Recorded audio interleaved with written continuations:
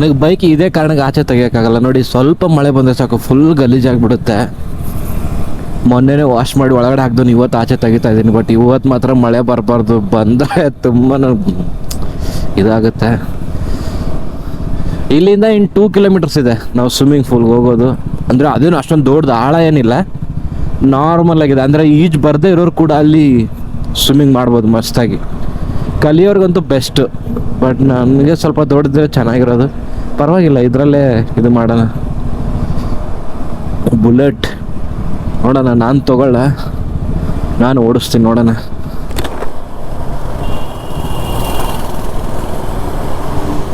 ಇರಿ ನಾನು ಕೇಳ್ತೀನಿ.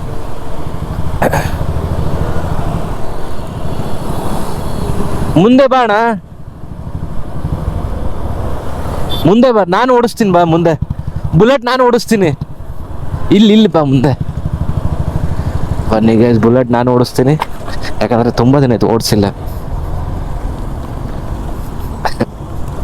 ಓಡಿಸ್ಲಣ್ಣ, ತುಂಬ ದಿನ ಆಯ್ತು ಓಡಿಸಿಲ್ಲ. ಬನ್ನಿ ರಥ.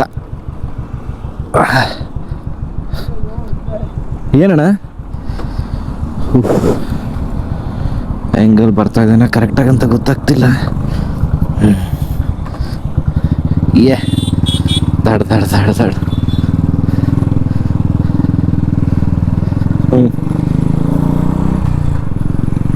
ಹೆವಿ ಇದೆ ಇದು ಅಂತ. ಕಂಫರ್ಟ್ ಅಂತೂ ಮಸ್ತಾಗಿರುತ್ತೆ.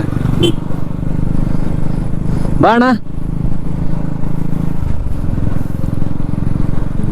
ವೈಬ್ರೇಷನ್ ಅಂತೂ ಕೈಗೂ ಆಗುತ್ತೆ, ಫೀಲೇ ಬೇರೆ ಇದೆ. ಅದಕ್ಕೆ ರಾಯಲ್ ಎನ್ಫೀಲ್ಡ್ ಅನ್ನೋದು ಇದನ್ನ. ಇನ್ನು ಇವರು ಸೈಲೆನ್ಸರ್ ಚೇಂಜ್ ಮಾಡಿಸಿದಾರೆ, ಇಲ್ಲ ಇನ್ನೊಂದು ಇತ್ತು ಬೇರೆದು, ಅದು ಅಂತೂ ಹೆವಿ ಸೌಂಡ್ ಬರೋದು. ಫೈರ್ ಬರ್ತಾ ಇತ್ತು ಅದರಲ್ಲಿ, ಫೈರ್ ಹೊಡಿತಾ ಇದ್ರು. ಇದರಲ್ಲೂ ಬರ್ಬೋದು ಅನ್ಕೊಂತೀನಿ, ಬಟ್ ಅದು ಒಂದು ಹೆವಿ ಸೈಲೆನ್ಸರ್.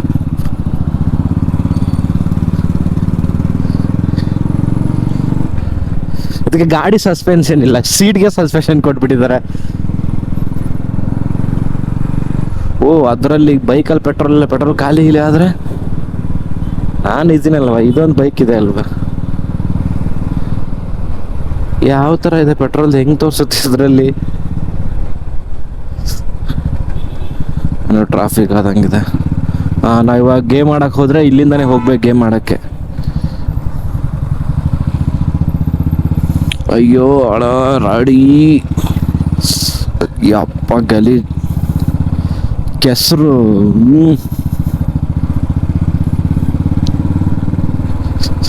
ಆಯಿತು, ಟೈರ್ ಎಲ್ಲ ಗಲೀಜ್ ಆಗೋಯ್ತು. ಮತ್ತೆ ಹೋಗಿ ವಾಶ್ ಮಾಡ್ತೀನಿ, ಜಸ್ಟ್ ಟೈರ್ ಅಷ್ಟೇ ವಾಶ್ ಮಾಡ್ತೀನಿ. Audio Jungle.